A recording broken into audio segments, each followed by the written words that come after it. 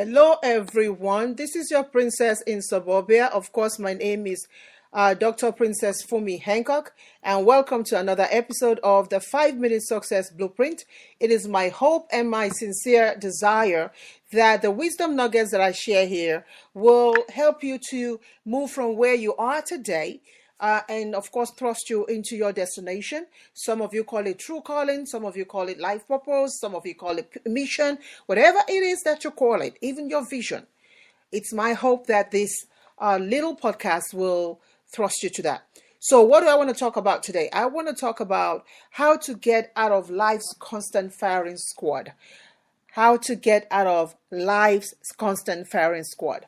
I was thinking about those words, firing squad, and I remember growing up in Africa. I remember specifically in Nigeria when we used to have the not the political regime that we have now, but we used to have like the military regime, where one of the ways that they try to curb people from stealing, theft, and all these other things in the communities were to, once those people are kind of caught, if you were stealing and you were caught, they all got to face the firing squad.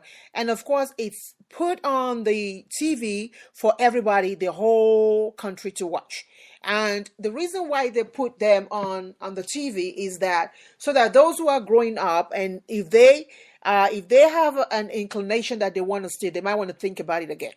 So thinking about firing squad is never an easy thing when you are placed in the front of a place where, imagine yourself, your eyes are closed, they have it covered, and you're hearing the sound of the gun being put in place to shoot. You really don't know which direction that gunshot is coming from.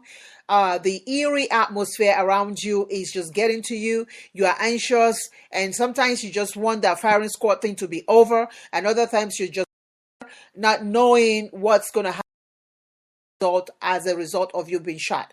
Now, that's the same thing with when you're dealing with your destiny, when you're dealing with your vision, when you're really shooting at darts in the dark and really don't know, and you're hoping, oh boy, something clicks. So that kind of made me think about firing squad. So do you get out of life's constant firing squad? When we look at the world that we live right now, there's not a day that you go into the internet or something and don't see something that is detrimental that is going on in one part of the world. Now, with you, you might be extremely wealthy, good for you, and many of us are still struggling, and some of us are actually afraid. We feel like we're facing firing squad every time. So what do you do? Let me share with you what I do.